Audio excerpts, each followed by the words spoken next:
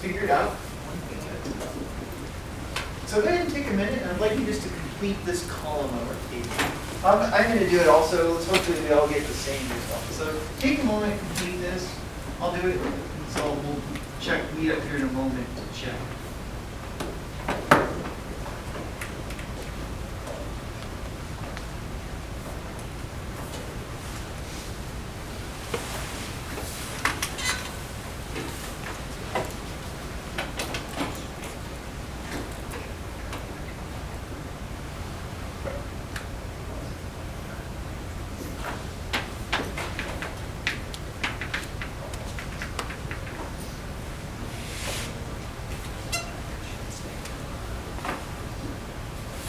Probably wants to know what they're doing. They just can't wait till the class is over.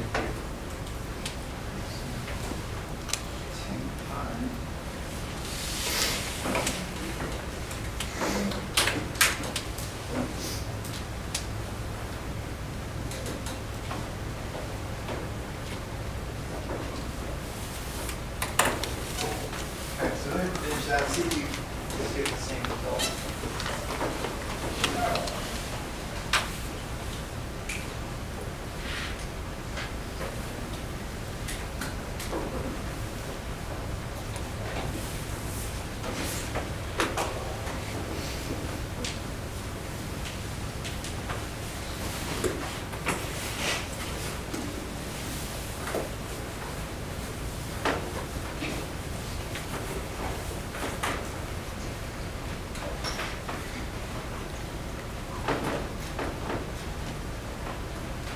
Let's do this.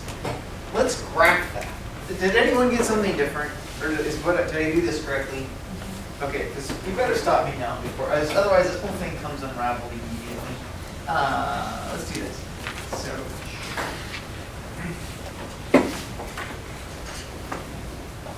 make a pretty big, generous sized graph. So remember, this is in the complex numbers, so we have our real component. On our horizontal axis, we're going to put our imaginary component on the vertical axis. And for reasons that you're going to soon see, I'm not going to go too far out with my one.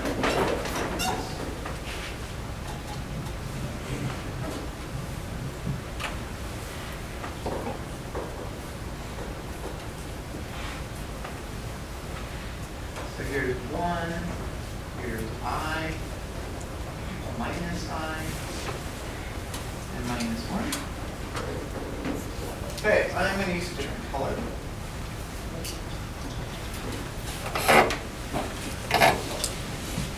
Oh, it's the pretty blue. Pretty blue. So where it starts here, when t is 0, we're at just 1, right? We're right here. And then we go to, we go to I. Well, that's just here. And then we go minus 1. Where do we go?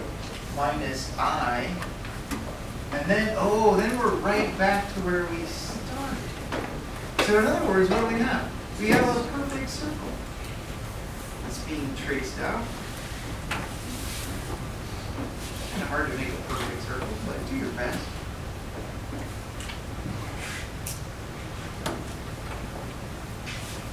Okay, so notice what we've got. We have a perfect circle. And the perfect circle has a direction to it. In this case, our direction is anti-clockwise or counterclockwise, whichever we want to call it. And I'm going to make a little label here. This is my start. Start here at 1. We got counterclockwise direction. All right, you ready? Now let's put a of t into this.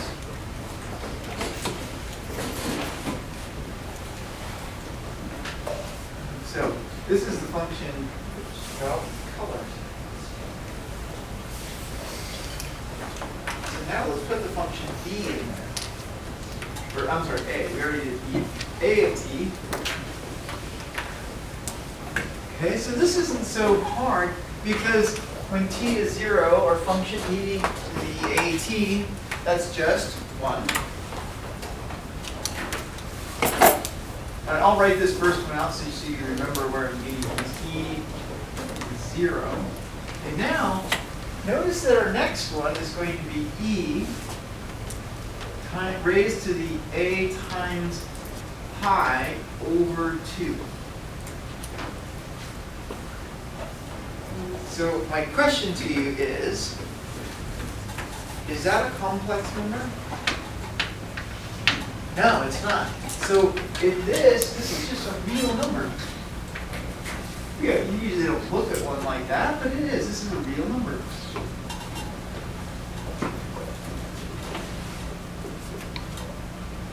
So what does it do?